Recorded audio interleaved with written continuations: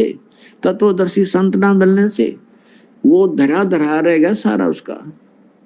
वह सोने की लंका भी वही रहेगी। उन बंदर ठाए अंडे उन सोने की डलिया ने बगाओ समुद्र में ठा गए और सह परिवार नष्ट हो गया और नरक में डाल दिया गया।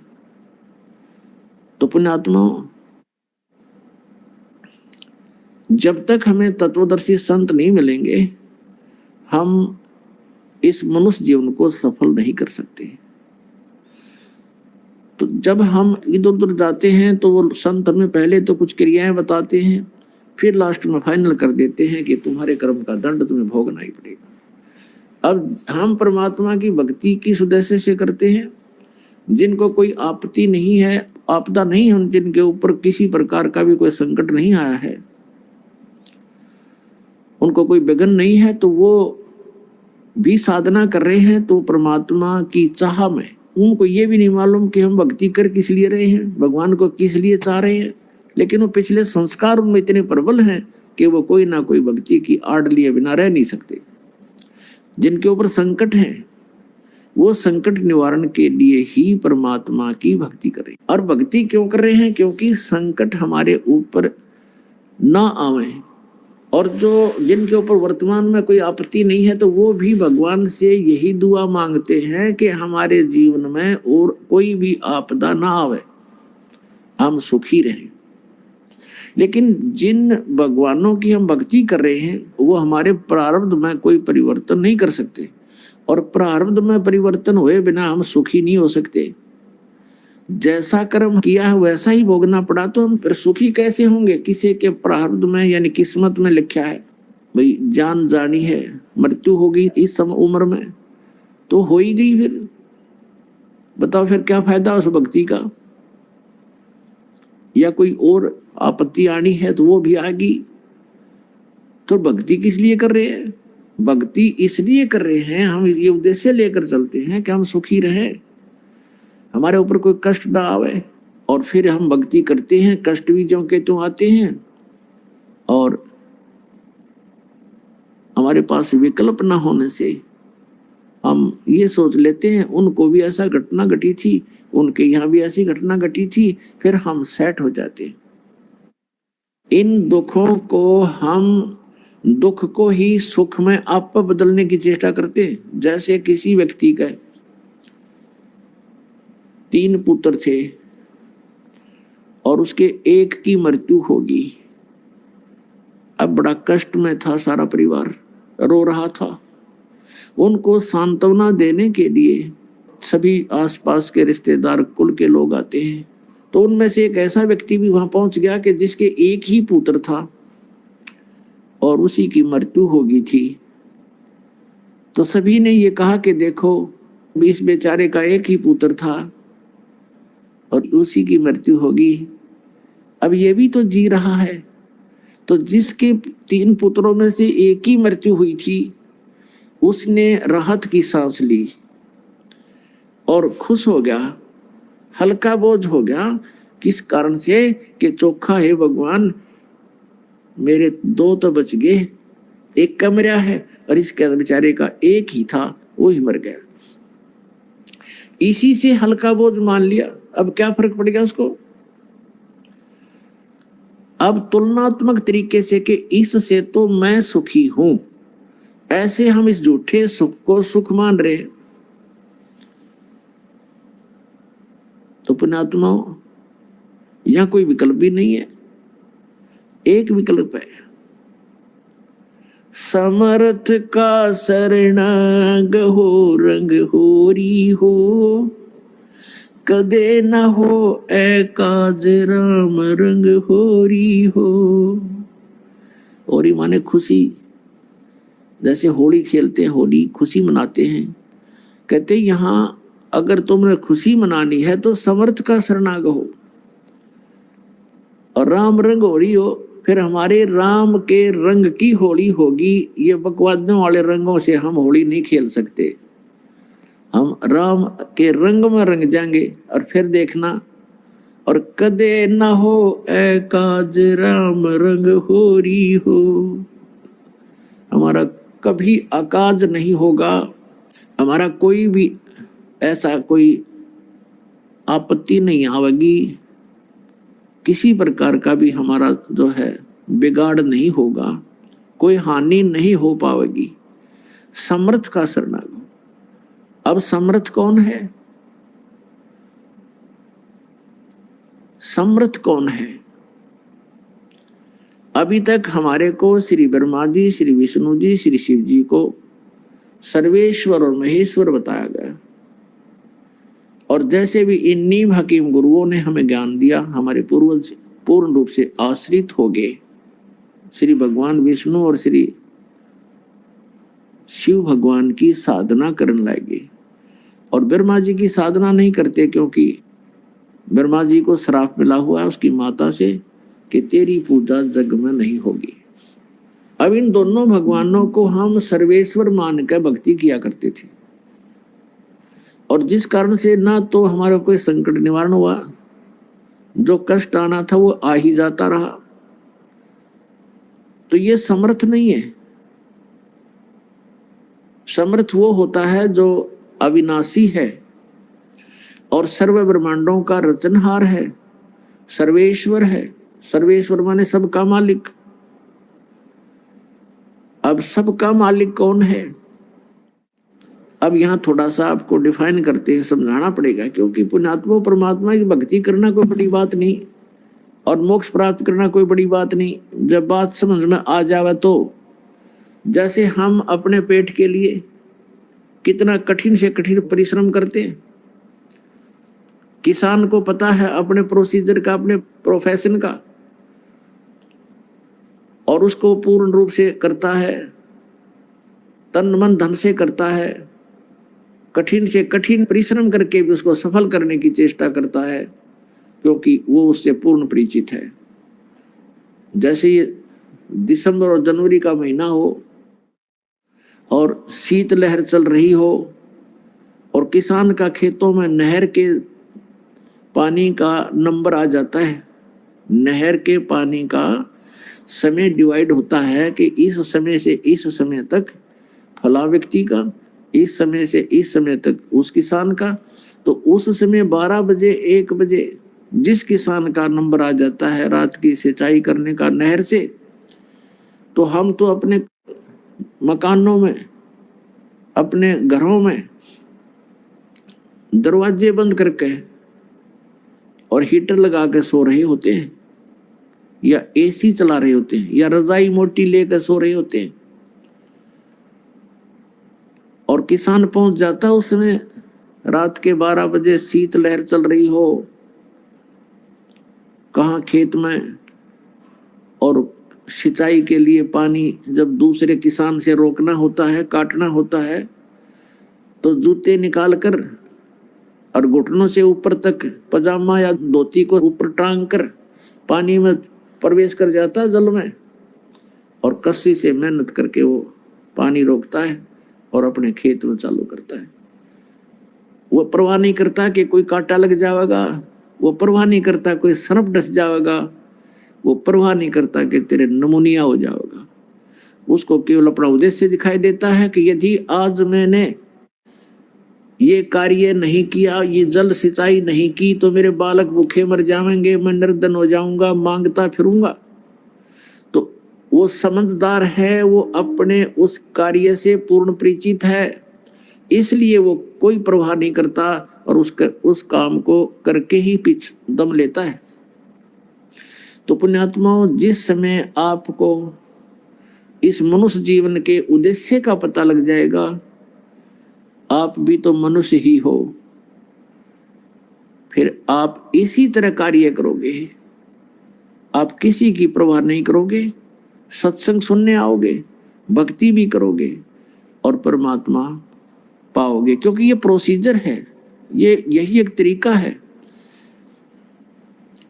उस परमेश्वर के पाने का। कौन सा तरीका है? कि सबसे पहले गुरु हो। परमात्मा कहते हैं, गुरु बिन माला फेरते, गुरु बिन देते दान, गुरु बिन दोनों निष्फल हैं, चाहे पूछो वेद पुराण। अब प्रश्न जो चल रहा है कि हमने सबसे पहले ये देखना है कि वो समर्थ कौन है जिसका हम शरण ग्रहण करें। और जब हमारे ये बात समझ में आ जाएगी, ये फाइनल हो जाएगा कि ये भगवान है समर्थ, और इससे ही हमें वो लाभ होगा जिसकी हम इच्छा कर रहे हैं, तो फिर हम उसी परमात्मा पर आश्रित हो जाएंगे। हम अन्य भगवानों से मन हटावांगे। वैसे कहने से नहीं हटता। जैसे हम कहें कि तुम ये साधनाएं मत करो, ये करो, तो आपका मन डगमग रहेगा कि हम ये क्यों करें, ये क्यों छोड़ दें जो पहले हम कर रहे थे। तो ये सब निर्णय आपके समक्ष होगा, तभी आप इनसे हटोगे, अपने आप हट जाओगे। इन्हीं भगवानों से भी आपकी आस्था अपने आप हट जाएगी। कैसे हटेगी? जैसे गीता जी अध्याय नंबर 2 के श्लोक नंबर 46 में कहा कि अर्जुन, जिस समय बहुत बड़े जलाशय की उपलब्धि प्राप्ति के उपरांत आपकी आस्था उस छोटे जलाशय में रह जाती है, ठीक इसी प्रकार उस परम अक्षर ब्रह्म, उस पूर्ण परमात्मा के गुणों से परिचित होने के उपरांत, उस तत्वदर्शी संत से ज्ञान सुनने के उपरांत, परम अक्षर ब्रह्म की महिमा से परिचित होने के उपरांत अन्य भगवानों में ऐसी ही आस्था आपकी रह जाएगी जैसे बहुत बड़े जलाशय की प्राप्ति के उपरांत छोटे तालाबों में आस्था रह जाती। अब देखो कितना निर्णायक ज्ञान दे रखा पवित्र गीता जी में, कि जैसे पहले क्या था, जब ये गीता जी बोली जा रही थी उस समय सभी प्राणी मनुष्य सरोवरों पर आश्रित थे, तालाबों पर। आपने देखा होगा, अब भी आप देख सकते हैं, गांव के चारों तरफ तालाब होते हैं। पहले गांव छोटे छोटे होते थे, 10-20 घर कहीं भी इकट्ठे रहे, पूरा एक कुल, और वहां बैठ जाते थे किसी सरोवर की, तालाब की शरण लेकर के।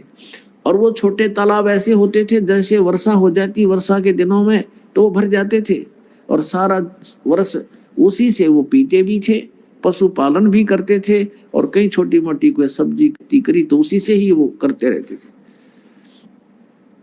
तो छोटे जलाशय यानी छोटे तालाब ऐसे होते थे, एक वर्ष वर्षा ना हुए तो उनमें जल नहीं, सूख जाते, और उनके आश्रित प्राणी भी आपत्ति का सामना करते, उनकी भी मृत्यु हो जाती है, उसको छोड़कर भागना पड़ता कहीं जाते हो। और एक बहुत बड़ा जलाशय यानी बहुत बड़ी झील मिल जाए जिसमें 10 वर्ष वर्षा ना हो तो भी उसका जल सूखे नहीं, और वो उन प्राणियों को वो मिल जावे, फिर उनकी आस्था उस छोटे जलाशय में जैसी रह जाती है। अंडरस्टूड है यो, बिल्कुल आप आसानी से समझ सकते हो कि उस छोटे जलाशय से हम जितना लाभ प्राप्त कर रहे थे वो लाभ बुरा नहीं था, लेकिन वो सफिशिएंट नहीं था, वो पर्याप्त नहीं था।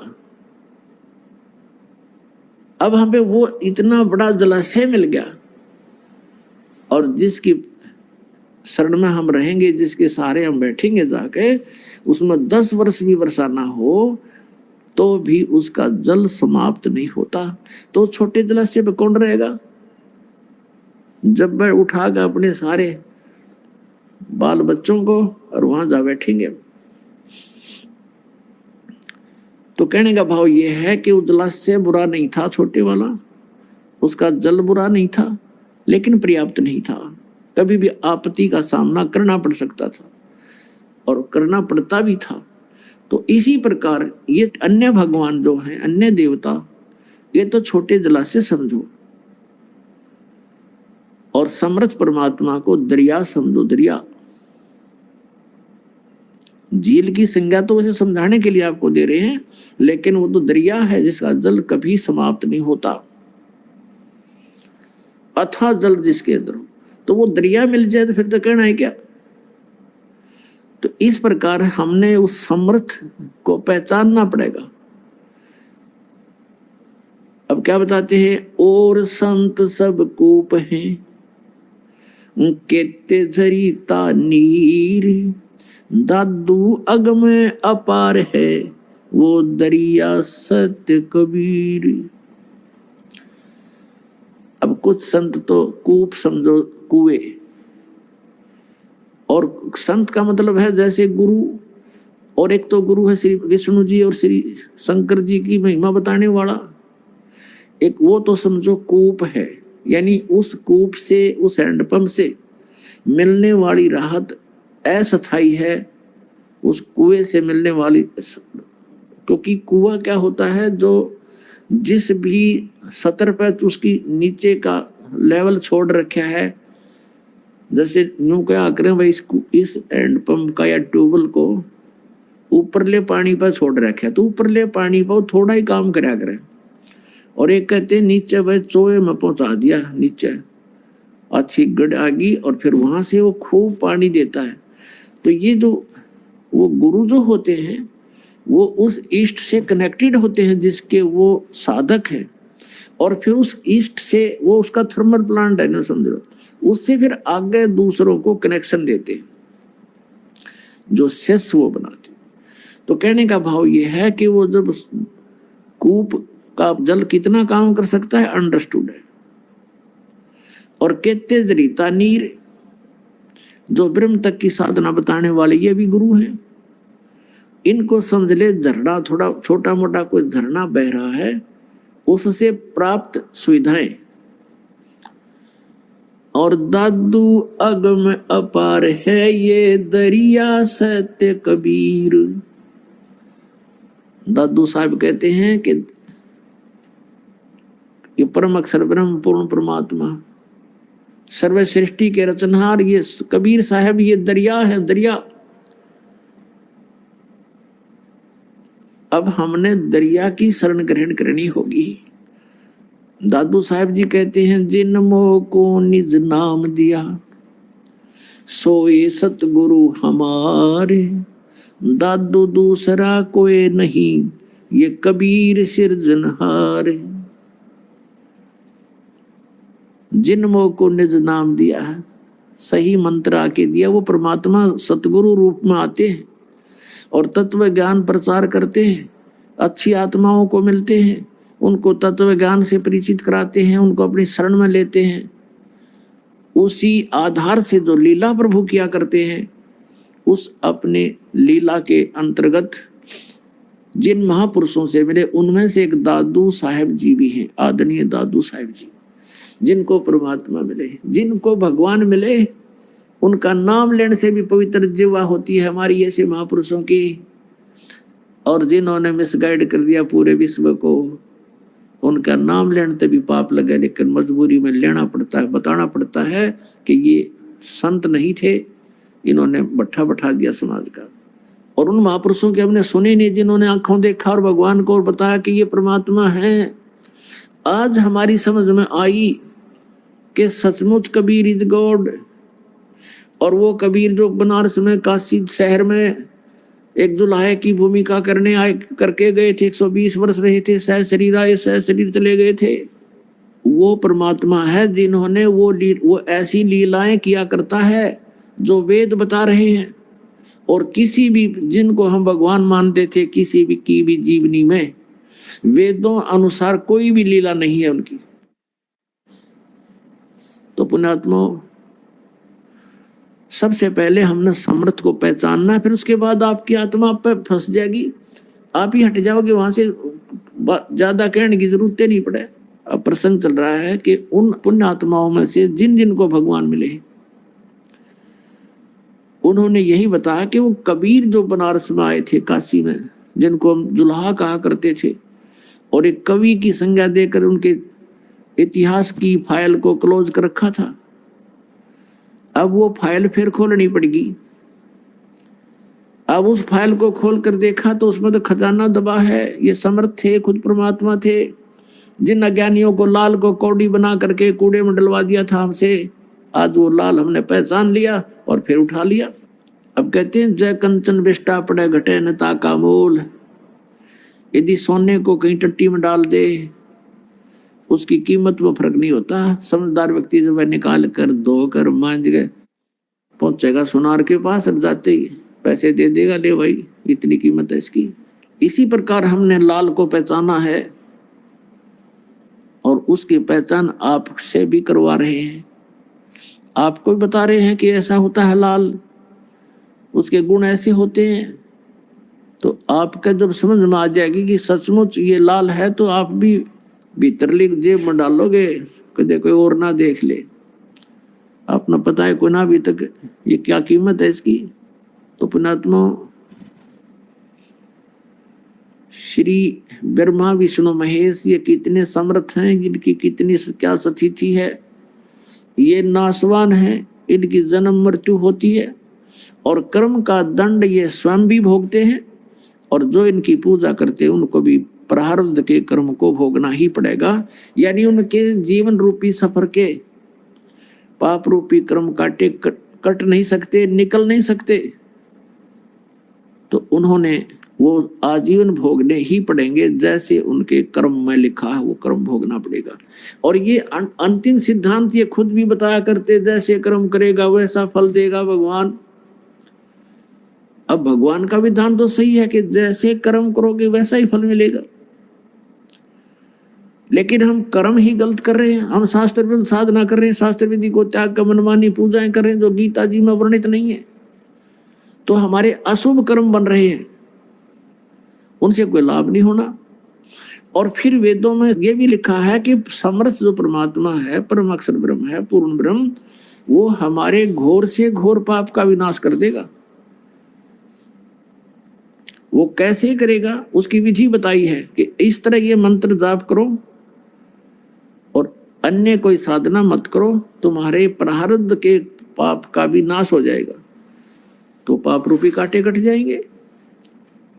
हमारे जीवन रूपी सफर में जो कांटे पाप कर्मों के हैं वो निकल जाएंगे, तो हम सुखी हो जाएंगे। तो ब्रह्मा जी विष्णु जी की यदि हम साधना करें, हम सुखी नहीं हो सकते। इनकी भक्ति से हम संकट निवारण नहीं करवा सकते, हमारे प्रारब्ध में आने वाली आपदाएं टल नहीं सकती।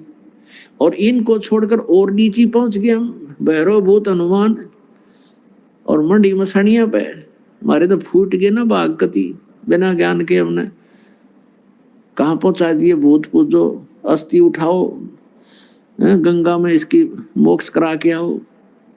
मोक्ष तो उस दिन कर दिया हमने, जैसा मोक्ष का पता था फूक फाक दिया, मोक्ष तो हमने हाथों कर दिया। और फिर क्या रहेगा, ईसाई मोक्ष होना है, जब गंगा में डालने मात्र से मोक्ष होना है, तो वो तो वहीं कर दिया था हमने। नहीं, उनका मोक्ष तो पहले कराना था जब वो जीवित था। अब मरने के बाद मोक्ष होया करे। मोक्ष प्राप्ति के लिए ऋषि महर्षियों ने शरीर गाड़ दिए, घर त्याग दिए, साधनाएं की, गलत साधना करने से उनके भी मोक्ष नहीं हुए। और मृत्यु के बाद ये कहते हैं गंगा में अस्थि बहा दो, इसकी 13वीं कर दो, 17वीं कर दो, फिर पिंड भरवा दो और फिर श्राद्ध निकाल दो, होगी मोक्ष, गति होगी। गति के लिए अंगा लगेगा पूरा। और कैसे लगेगा, सत साधना करनी पड़ेगी, अनुपासना त्यागनी पड़ेगी, और जो हमारे सदग्रंथ पर लिखा है वही पूजा हमने करनी पड़ेगी, तब हमारी गति होगी। वैसे तो हंगा तो नहीं लगेगा, क्योंकि हमने ये जो और साधनाएं संग्रह कर रखी हैं, ये छोड़ने में थोड़ी सी दिक्कत आती है। और ये छूट भी तभी सकेंगे जब आपको ये पता चलेगा ये खाम खाम डले ढोरे हैं। तो ये आपको दिखाने के लिए, समझाने के लिए कि ये लाल है, ये कौड़ी है, ये पहचान बनाने के लिए सत्संग किए जा रहे हैं, प्रमाण दिखाए जा रहे हैं सदग्रंथों के। नहीं तो पुण्यात्माओं, 2 अक्षर की बात थी, जब तुम्हारे अंदर ये अज्ञान ना भरा हुआ होता, नाम दे देता दास, मर्यादा बता देता, और आप भक्ति करो ठाठ से, बात तक खत्म होगी थी। लेकिन आप भक्ति कर नहीं सकते जब तक आपके हरदम ये ठोक ठोक कर नहीं भर दिया जाएगा कि सचमुच ये भगवान है और ये साधनाएं है, प्रमाणित है सदग्रंथों में, इससे मोक्ष होगा ना। फिर क्यों डले ढोए, क्या फायदा रीस करने का भक्ति का। तो इस सत्य को सत्य सिद्ध करने के लिए आपको सत्संग सुनाया जाता है, ताकि आपकी रुचि बने। आप फिर अपने आप उन छोटे जलाशयों को त्याग कर और दरिया के किनारे जा बसो, आप सदा सुखी रहोगे। वहां कभी अभाव नहीं होगा किसी वस्तु का, तो वो दरिया सतलोक है।